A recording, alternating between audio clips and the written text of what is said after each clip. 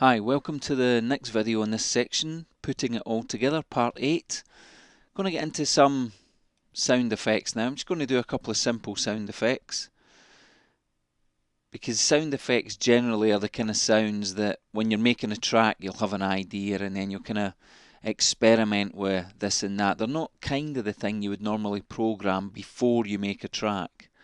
But we'll do a couple of typical ones. This first one's like a drop in the water really. And it's pretty easy. One oscillator, a delay, and a reverb.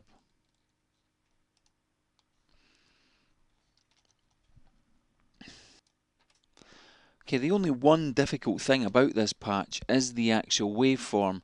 So I'll supply you with the waveform itself because it's really difficult to draw. But we'll just use that. It's called spike tone. It'll be in with this video. Again, this is a Howard Scar preset from the Zebra Bank. So let's get on with it. Right, so we've got that kind of tone there. First thing we want to do is get the tuning up. I think we'll get it up 24 semitones. Okay, cool. Next thing we're going to do before we forget is get an envelope on the amplitude, and we want it to be nice and punchy. So we want a little bit of attack, some decay, bit release.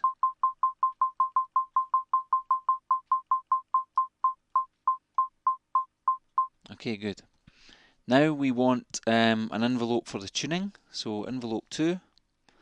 And again, we're going to make this nice and punchy. Small amount of decay.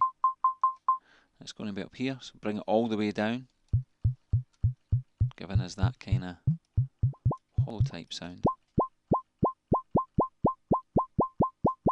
And we're going to make it a V-slope all the way up, nice and fast. Take the velocity off.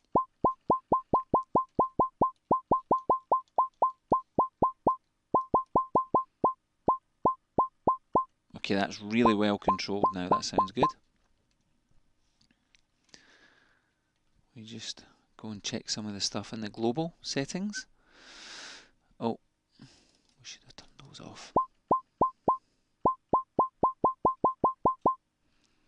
Okay, we want the voice drift off and a little bit of glide. What am I talking about? Glide. We don't need it as a drop. It's just going to be something that you hit once. I'm going to change this to retrigger.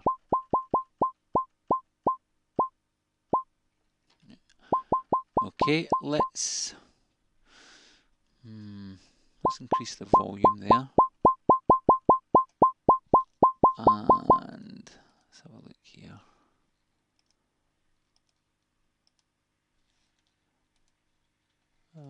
Put the volume up there. Half the width. Doesn't need to be that wide. Okay, that's nice. Okay, let's look at some of the two effects now. So if we turn on the delay, we'll stick to the normal stereo 2. We'll change this. Max the mix out. Helps if you bring up the return and the send.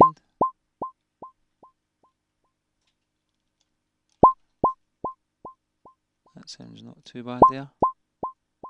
But let's change that to 1/8 dot.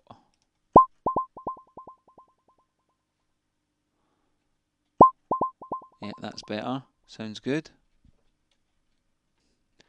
Okay, now for the reverb. Right. Let's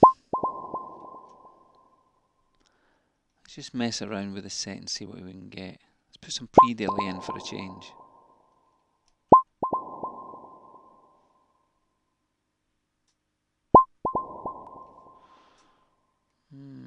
Bring up the dampening a bit. Bring down the range somewhat. Put the feedback up.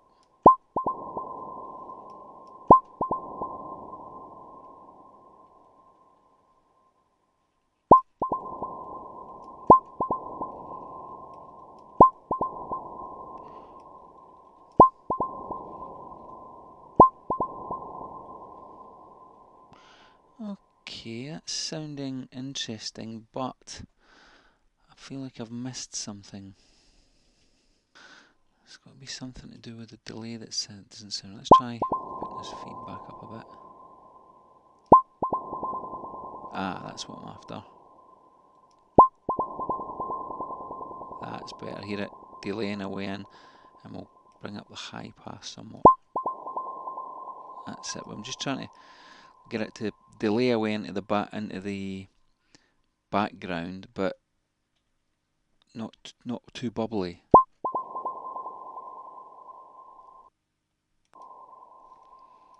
So I think we're almost there.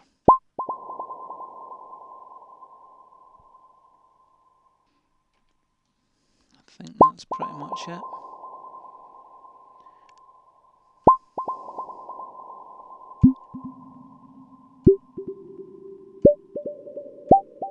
Yeah, that's it. So it's a nice bubbly drop. So have fun with that. And again, it's just a sound effect for fun, really. But you never know if you can use it. In fact, shall we see if we can get it into the track somewhere?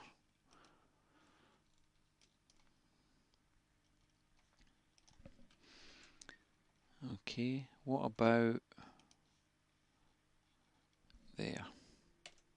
Just at the start of that.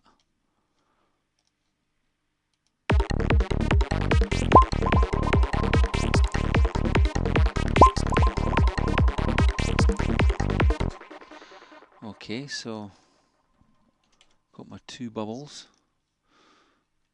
What I think I will do with those is solo that, and I'll export it as Droplet.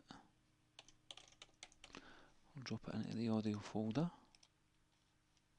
bring it back in.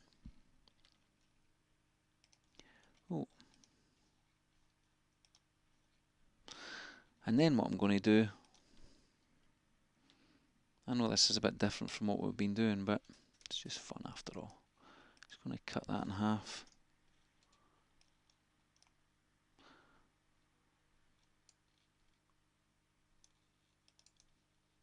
Take this one, reverse it, and I'll just swap them around. Maybe do that. Don't know, do you want to hear the whole track? Why not? Just for a laugh.